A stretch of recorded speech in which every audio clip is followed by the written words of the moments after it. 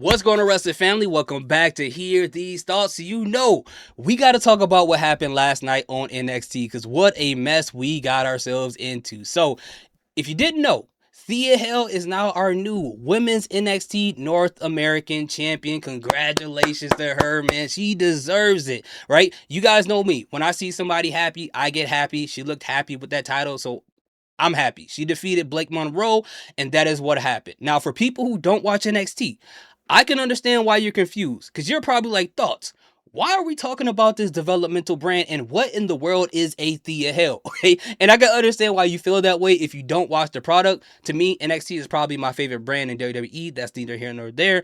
But I'm going to walk you through it real quick to understand why everybody is talking about this. So, the IWC is talking about this because we may have experienced the biggest botch of the year that made someone change hands or made the title change hands on a night that it wasn't supposed to. At least that's just how it looks. So let me just walk through what happened and we'll talk about how this could be a blessing in disguise for both of the women involved. So at the end of this match, Thea Hale goes for the springboard back senton, lands on Blake Monroe, pins her. Referee comes in, 1, 2, 3. Half a second after the 3 count, Blake Monroe pushes her shoulder up to stop the count. Now, unfortunately, in the world of professional wrestling, if your shoulders are down for the 3 count by a referee, you lost, okay? You got to give up that title. It is what it is. You got to take that L. But what made this whole situation evident that something went wrong is when it was over, you see Thea Hale gets up and she's like, I won. What happened? I don't know. I just pinned her.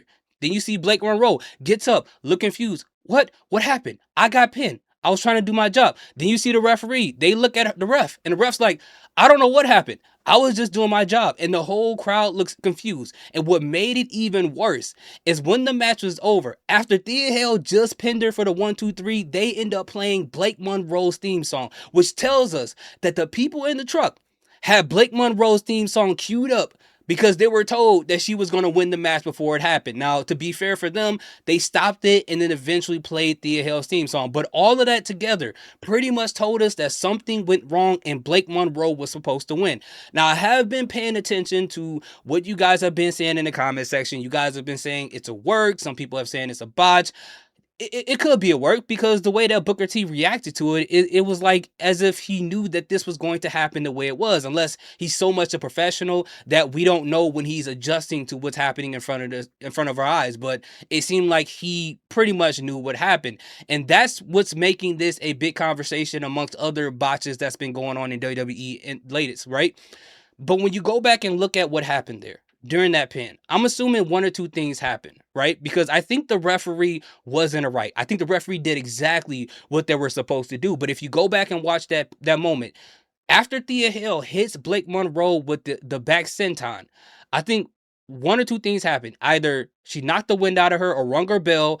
Blake Monroe, when she heard the 3 count by the referee, in her mind, when she came back to, she probably assumed that that was a 2 count and tried to raise her shoulder to stop, the count. Or maybe the hair of Blake Monroe and Thea was in a way, so Blake couldn't look at the referee. And I know that when a person's being pinned, they use their eyes to kind of instruct the referee, hey, I'm about to kick out. That wasn't communicated to the ref, so the ref kept going. That could have been what happened. Or like you guys said, it could be a work. They could be working this. But either way, this could be a silver lining. For one, this can continue the whole situation with Blake Monroe and Ava, right? Because we saw what happened where Blake told Ava, hey, I want an open challenge for my title.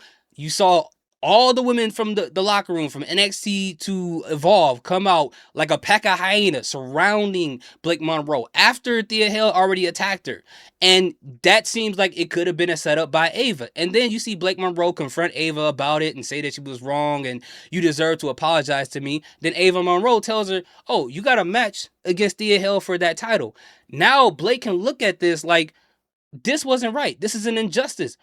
Ava, I need to have give me my title back because I deserve it. You saw what happened. Ava could just be like, no, the rules is you got pinned 1, 2, 3, fair and square. And Blake, in her delusion, like she was when she did the whole open challenge thing, like she isn't the one who suggested it, can say, you're trying to screw me over. This is wrong. And in this, she can use this as a moment of jealousy. Like, if I can't win my title back, I'm going to make sure that she can't hold it. And this can be an opportunity for Blake Monroe to get aggressive and start to attack Thea Hale. Now, with Thea Hale, this could be a great situation for her because, of course, she hasn't been a champion yet. She's an unorthodox champion. She's a person that no one would have thought of would have won that title off of Blake Monroe, a underdog that people can cheer for, a smaller person, a younger person, so many different things. And this can be an opportunity to showcase what she can do as a champion. Not everybody is going to be prepared to be a champion. And for people who say that everything is too predictable, this right here was unpredictable. So why not follow through? She can have the championship for maybe 2 to 3 months and just see what happens. And if the fans start to love her, the fans get behind her, of course, she can have the title a lot longer. But this, if she gets destroyed by Blake Monroe, attack left and right, this can build her up as a babyface, and we can get a more aggressive version of Thea Hale, to where it could be, they can copy and paste from the Drew and Cody Rhodes storyline. Blake Monroe probably can get suspended. Thea Hale can say, you know what, I'm tired, I'm not running for this. Take her out of that because I want to face her at New Year's Evil. And then Thea Hale can put on a great match with Blake Monroe. Because if you've seen her match against Toni Storm in AEW, she's a hard hitter. You know what I'm saying? You saw her match against Jordan Grace, hard hitter. So maybe Thea Hale can put on a match that can actually put her on the map or prove to people that she's more than just an afterthought when it comes to the roster. Kind of like what's going on with Maxine Dupree. Remember, people thought that Maxine couldn't wrestle or whatever the case may be. Not saying that Thea can't, but she was just an afterthought to a lot of people. No one ever thought that she was going to be a champion one day. And now she is a champion, and she had a pretty good match against Ivy now. So maybe this can be an opportunity to solidify Thea Hale, because they're going to need more women in NXT on that main roster spot in NXT, if that makes any sense, because they need more women on SmackDown. And once they start taking women from NXT to go to SmackDown, it's time to start building up these women that's going to replace the women that are going up.